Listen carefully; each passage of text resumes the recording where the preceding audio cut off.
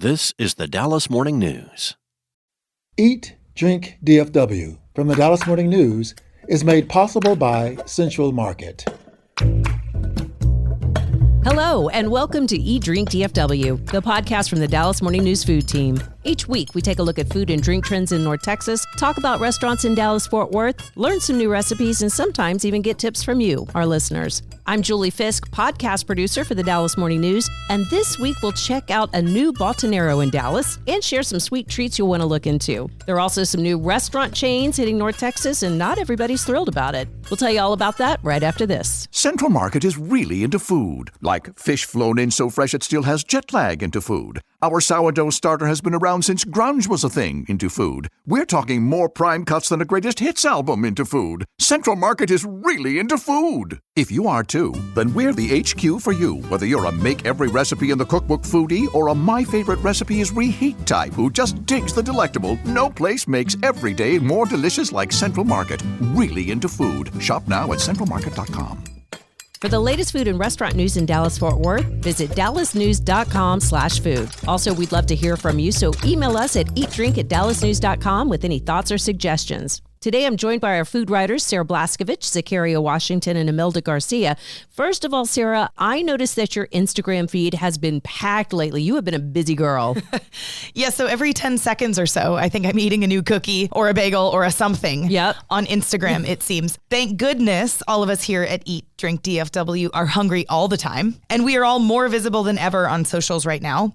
So for those who want to follow along with our delicious adventures, be sure you're following DMN Food and Dallas News on Instagram. We're having a lot of fun with it. I get hungry looking at it, though, so be ready for that. And speaking of, you went behind the scenes with a seriously popular Instagrammer who goes by the name of Dave's Pizza Oven. Who is Dave, and why should Dallasites know all about him? So Dave is a regular guy who sells eye equipment to optometrists during the week, okay? Okay. But in his spare time, he has amassed an incredible 1.3 million followers across platforms on social media as a pizza maker who is learning to perfect his pizza dough while a huge audience of people watch him do it. Now, I like Dave because he teaches regular folks how to make pizza at home, and they're using the ovens already in their kitchens. But when I realized he was speaking to a massive Instagram audience right from his home in East Dallas, I realized we needed to feature him in the Dallas Morning News. Just a little side note, he lives so close to me, I could have walked home. Oh, wow. Like a neighbor. Is he like worried that you're just going to start showing up now? Well, I do want to. So he should be, in other words. Yeah, he doesn't sell these pizzas, right? Like the thing he does is make them for Instagram. This is not a cottage industry like pizza business. It's really just making pizzas on Instagram. So I just wondered if after he makes all those pizzas, who eats them? Mm-hmm. And he was like, well, my friends and my wife and stuff. But he admits his wife doesn't love pizza. I know. And so, yeah. Maybe I'll knock on Dave's door and see if he's got any extra pizzas every once in a while. Seriously, I'll join you. Right? Yeah. So Zakaria joined me to watch Dave in action, and he made us 3 pizzas and filmed himself making each one. Zakaria, what'd you think? I really like the fact that his setup is not like this super high-tech thing. If you have an oven, it's something that you can definitely do at home. You don't need super advanced tech gear either. All he had was like a few lights, his phone, and this mirroring contraption that helped him see what he was doing. And that was it. This mirroring thing is worth explaining, guys. So he had his phone on a little tripod, but then he had this little thing next to it that showed what his phone was seeing. So basically it would be the same as if somebody were standing on the other side of the phone. But the beauty of his setup is like there was not a whole production crew. It's just him making the pizzas. And so he could see what his phone was seeing to be sure that, you know, his pizza was in the frame. It's just so simple, but I was like, oh, I need one of those. Literally, I need one too. I didn't know that existed, but it changed the way I see content creation. And I think that anyone who is getting into it should definitely look into this device. So this is a pizza aficionado that became famous, like massive. Yeah. Famous. In a town that arguably is not a pizza town. Yeah. Like, I think Dallas is getting better with pizza every year. But there was a really long time when we did not have huge diversity of pizzas. And now name a kind of pizza that you could find in any part of the country or world, and you can find it here in Dallas. It also feels like Dave was just right on time. Yeah. You know, at a time when we want to make more stuff at home and people are excited about baking and, you know, people are coming off of the pandemic with some extra skills. You know, Dave came in right then. Does he have a pizza oven? So he does have 3 pizza ovens in his backyard. He doesn't like them as much as the oven in his home.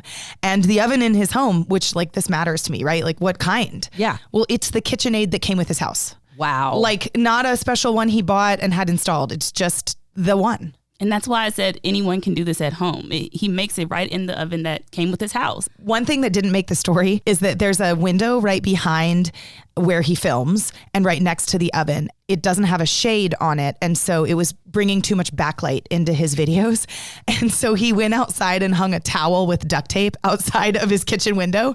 That makes the video look better. But it was just one of several examples where he's like, guys, I'm just a guy making pizza. Like, look at the towel I hung in my backyard. But were the pizzas good? I've tried to make homemade pizzas a million times, and we have an Uni pizza oven. His pizzas were 5,000 times better than ours. Yeah. Really good pizzas. And he's obsessed with cheese pizza because he thinks it's the best canvas to compare yesterday's cheese pizza and last week's cheese pizza so that he can get these little nuances fixed. But his favorite pizza is pepperoni, burrata, basil, and hot honey. And he made us one of those. And it was my favorite of the 3 we tried. Is there a story behind this? Why did he start with the pizza? Yes, he says that his wife asked him 4 years ago on date night if they could make pizzas together at home. And it was like she created a monster accidentally because like he got into it and then he kept making pizzas. And he told us she doesn't really like pizza that much, you know, but here we are now he's the pizza guy. He can expand because I'm sure he's making pizza every Friday and Saturday night now, and you don't need that much pizza. Well, I asked him what he would make Instagram tutorials of next, if not pizza. He said something that surprised me. He said cookies. So wow. He's a baker, right? Because the pizza dough part is really more baking than cooking. I've also watched him on Instagram recently make Philly cheesesteaks and a beautiful looking smash burger. So perhaps at Dave's Pizza Oven will become at Dave's Other Things. And I'm in favor of that. So Imelda, you wrote about a new botanero in Dallas, and forgive me, but what is a botanero? Okay, so a botanero is a type of a bar. It has a long tradition in Mexico where for every drink that you order, you receive a free snack or botana. So the idea is that your table is never empty. So you always have a drink and some food. I like that. And you're not drinking on an empty stomach. That's right. Yeah. Wow. So is it like a cantina, Imelda? Well, there's a difference between a cantina and a botanero. A cantina it's the same principle that you receive something with a drink, but in the case of a cantina, it's more elaborate dishes, seafood soup, or maybe some carne asada, you know? But in a botanero, it's only snacks. It's little things. So yeah, the news is that a new botanero is set to open in May, right in the heart of Dallas. It's going to be called Sor Juana. Sor Juana Inés de la Cruz was a poet in the 17th century. She was a nun, so she was a pioneer in poetry in colonial Mexico. So Sor Juana will open on Canton Street in a historic building dating back to 1930. And this building was occupied by the Desco Tile Company. I'm sure you know what I'm talking about. This is very close to the farmer's market, and the atmosphere there is that of a traditional Mexican cantina with a main room, and they have a small lounge where they plan to host art and community events. So they will serve beer, tequila, mezcal, and other drinks. And in addition to the botanas, they will have other dishes on the menu too. So this will be a great spot to have chisme sessions with your friends. Yes. I just want to note that this is walking distance from the Dallas Morning News. So count me in for some chisme and some snacks. Absolutely. And a cocktail. Yes, we should go. So Zacharia, you wrote about an ice cream cereal spot, and I have been fantasizing about this place ever since I saw your reel on Instagram. Yes, it's called the Spelled Milk. Love the name. It's a cereal bar, actually. They have over 1,000 cereals in stock. Wow. I can name like 6. There are so many cereals. I've never been to a place like this, and actually it's one of the only cereal bars in the DFW area. But they're also a dessert lounge, and so they offer everything from cereals to ice cream, milkshakes, toppings, anything you can really think of. They also have like imported candies and cereal merch. It's just a really cool spot, and they have lots of games where you can just play with your friends and hang around. It's so cool. Is there drinking here? No. Okay. No, that's the one thing that they don't have. I spoke with the owner, Michael Good. He said that he thought about that, but it's just too much with permitting. And I'm sure we've all heard of the permitting woes that come with trying to get alcohol at a spot. It sounds like a safe, fun place for people under the age of 21 to hang out. Yes, they stay open till 2 a.m. in the Bishop Arts District. Ooh, if you're under 21, get home. Yeah. That's too late. And so I actually was going there with some friends one weekend, and Michael casually mentioned that they were going to be opening a McKinney Allen location. So they are expanding, and the new location will be bigger and better, he says, than the original flagship store. So tell me what you got to eat, because it was like ice cream cereal. Like, build it for me, because it was beautiful. I actually, when I was there, had ice cream mixed in with Cocoa Puffs and Reese's Puffs cereal. Okay. So I had like a mixture of ice cream with the cereal in there, and it was so good. I literally kept thinking about it because my friends and we went on Sunday. I thought about it all throughout the week. Yeah. I had to go back. I went back on like Wednesday. Oh, it looked amazing. And also the owner, he says if you tell him like an ice cream that you want him to make, he can make it custom for you. He said someone once wanted a pizza flavored ice cream and he made it. And get this, he said it wasn't that bad. Oh, come on. Yeah, I don't believe that. I would try it, but can I tell you guys something that's a little bit of a hot take? I don't really like cereal. Oh, what? But I really like ice cream and all the accoutrement. So I think my gateway to cereal is putting it on ice crean. You should definitely do that. Okay. Oh, yeah. You will walk out of there a changed woman. I stopped listening at 1,000. So Yeah. I'm in shock. I don't even think there's 1,000 brands of cereal in America. It's crazy. Do they have from abroad or? It's from all over the world. Wow. Yeah. And finally, Sarah, you stood in line at Pop-Up Bagels, which opened its first Texas shop last week at Lovers and Inwood. Is it worth the hype? So far, yes, I think so. So the deal with this bagel shop is that people spent all week waiting in lines to eat its bagels. And there's a lot of chatter online about whether people should wait in line for bagels, right? I mean, I feel like no. And I also don't like for something popular to happen in Dallas food and for me not to see it firsthand. So I did stand in line and I'm not sorry I did so. But on opening day, I should say, my wait was only about 15 minutes because they were like hustling in there. Wow. And then it was another 5 minutes for them to hand me hot bagels. Well, but that is not actually very long, Sarah. I mean, what makes that place different? So there's a big thing. I thought I understood how to eat a bagel, and this place challenges that. So they don't cut your bagels in half. Their slogan at Pop-Up Bagel is grip, rip, and dip. So you have to rip your bagel apart yourself in order to eat it. And like, okay, I'm 50-50 on whether that is super annoying or like low-key brilliant because they just cut out a step in a not very long step process to getting bagels out the door. Also, my first attempt to grip, rip, and dip didn't work. So they hand out super hot bagels. And when they do that, they yell hot bagels. And then I got my hot bagels and here's what happened. Okay, y'all want to see how this works? We grip. Woo, those are hot. Hot. We rip. Too hot to rip. We put them back. We're going to rip in a minute. Did you eat it? So I did finally grip, rip, and dip. I did. But some of the Dallas Morning News journalists were giving me trouble after that Instagram video. They were like, here's the slogan. You grip, you rip, and you put it back. Which is what I did. And then I reached back in there. But like when they say hot bagels, y'all. They're serious. Oh my gosh, that's impressive, actually. I'm kind of on board with this. I mean, because personally, I don't love a bagel sandwich. I don't get it. It's Yeah? like when you do that, you're taking a beautiful chewy bagel and you're turning it into a sandwich because then it's all about what's inside. Yep. But something like this, it's about the cream cheese. Speaking of which, I saw that they had some sort of like schmear collab. Yes. So they collaborated with Wingstop, which is from Dallas, and they had a lemon pepper cream cheese. And it was super punchy and super peppery. And like we've established, you have to do it yourself here. So you rip your bagel open and then you get this little bucket of cream cheese. And I drug mine through that lemon pepper Wingstop cream cheese. and I really liked it. Did it remind you of Wingstop? Yeah, I mean, there's an essence there.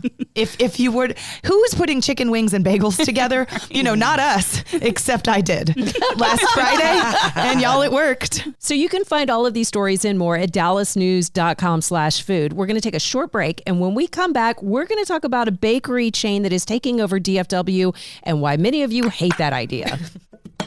Central Market is really into food. Like when we say cheese, it's in 12 languages into food. Butchers, bakers, and sushi roll makers into food. We're talking so obsessive about quality you can shop blindfolded into food. Central Market is really into food. If you are too, then let us turn your shopping list into a treasure map. Get inspired, get adventurous, or just get a chef-made dinner when you've got more taste buds than time. No place makes every meal more amazing like Central Market. Really into food. Shop now at centralmarket.com. Coming up, we've got the great bakery debate. But first, a quick reminder that you can always reach out to the Dallas Morning News food team at eatdrink@dallasnews.com. We love hearing your thoughts, and please take a minute to review the podcast wherever you can, preferably 5 stars. And we love it when people leave sweet comments. Hint, hint. So, Sarah, your story about the Mamans opening all around town seems to have hit a nerve. You reported that the New York City bakery is expanding across DFW and that it has plans to open 10 locations in 3 years. Woo! They even gave you the addresses for the next 5 in DFW. But people had thoughts, okay? So here are just a few of the comments from the Instagram post about it. Charles Bassett said, a New York City bakery in Dallas? Seriously? Girlfriend, you are way out of your league. You stick with the Nor'easters and leave the bacon to us. We got this. Hashtag support local. Brenda Sophia says, I love Maman, but 10 locations? Yikes. Feels like they're overestimating their reach. And finally, here's one from Crust and Crumb. It says, why is this place getting so much press? Ridiculous. There are plenty of homegrown bakeries that deserve more attention. At DMN Food, she said, do better. Ow, wow. Well, Sarah, you have been covering the Maman takeover for a while. So what's going on and why has this struck a nerve? This is so interesting to me. Okay, on the one hand, we have people who are falling all over themselves to eat at Maman. It has truly great cookies and lunch sandwiches, and Martha Stewart collaborated with them. So the hype is totally there. On the other hand, it feels like a big brand bakery is coming into town and that the little bakeries are going to get squashed. And I see both of these sides. Now, here's a little bit of context that is maybe interesting.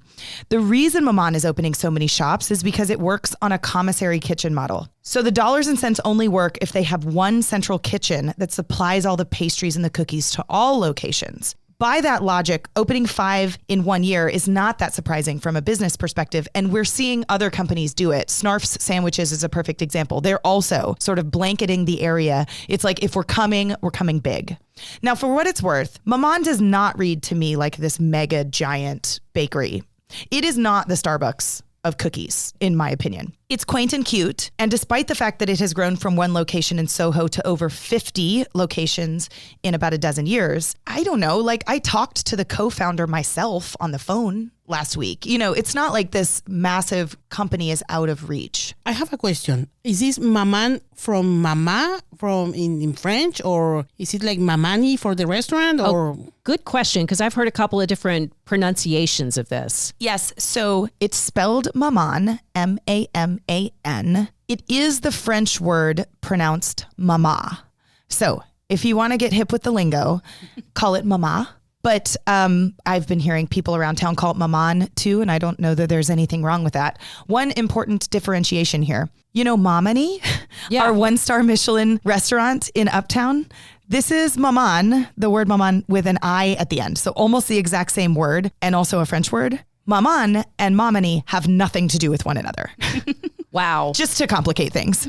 Well, and with this many locations, I think at some point in time, the pronunciation will be decided for us, Sure. I think that's exactly right. I mean, I'm curious what you guys think. Do you feel for the local bakers and the local customers who are like, why is everybody looking, at the hot girl in the room? Or do you understand the hype around Mama? I'm always #support local, but I think that there's enough room for everybody to shine. I understand the hype, and I think everybody has a favorite local business to go to, but you have to be on board of what is happening in the baker business, in the restaurant business, Well, and I think 10 new locations, that's newsworthy. That's a big deal. And that's, of course, why would we be talking about it. But people aren't wrong that there are a lot of great bakeries in town. So let's talk about that a little bit, give everybody some equal time. And I have to throw one out for Casa Linda Bakery. Like, we've been going there since my kids were babies. How long has that been around? I mean, it has to have been around a long time because my parents actually got their wedding cake from Casa Linda. Oh, that's so cool. They've been married for 26 years now. Wow. Oh. And they have these little iced flour cookies that just kind of melt in your mouth. I could eat like 20 of them. In fact, I'd like to try just to see how many I could eat. That sounds like a good party favor. We had them at one of our graduation parties and they were gone so fast. So yeah, those are perfect. Well, I don't have a sweet tooth, and I always prefer like a salty bread. So I'm fan of bagels. I love bagels. And bolillos. Do you know what a bolillo is? No. It's like a salty roll where you can put like ham in it or cheese or whatever. Girl, I have been mispronouncing that. I've been calling them bolillo. Say it again for me. Bolillo. Bolillo. Yeah. Thank you. You got it. It's a Mexican bolillo. We need you, Imelda. Yes. If I have to choose a sweet bread, that would be conchas. I know you love conchas also. Yum, yum, yum. They are sweet, but not that sweet. They have this sweet crust, colorful crust. And when they are right out of the oven, they are amazing, guys. And there are some places here that sell very good conchas. One of them is Latino's Bakery, Garland. And the other one is El Sol Panaderia in Irving. Those are local bakeries run by local people. And if you need some Mexican bread, go there. I'll add a couple of my favorite local bakeries. Cafe Duro. I love its Zatar croissant and the chocolate chip cookie.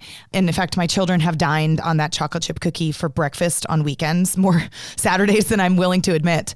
Also, another bakery that is very worthy of all the attention is La Casita. Oh, yes. It is still one of the most prolific bakeries in DFW because it supplies the pastries to dozens, if not more, of indie coffee shops in Dallas. So, you know, you go to a coffee shop and they have gorgeous pastries. I'm always asking who made them. And gosh, 9 times out of 10, it's La Casita. I really love them. Now, I will say, if anybody goes to Maman, try their cookie too. I find it to be pretty great.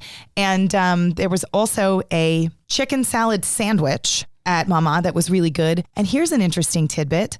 The bread from that chicken salad sandwich is made locally. They partnered with Empire Bakery, which supplies the bread to a lot of restaurants around town.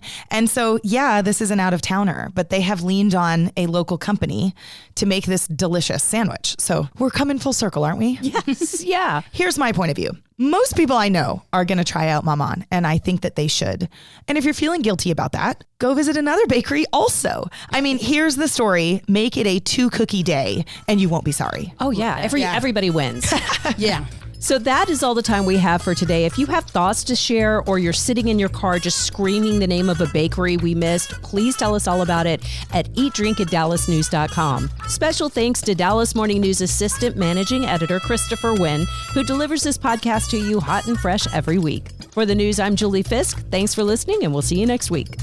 Eat, Drink, DFW from the Dallas Morning News is made possible by Central Market.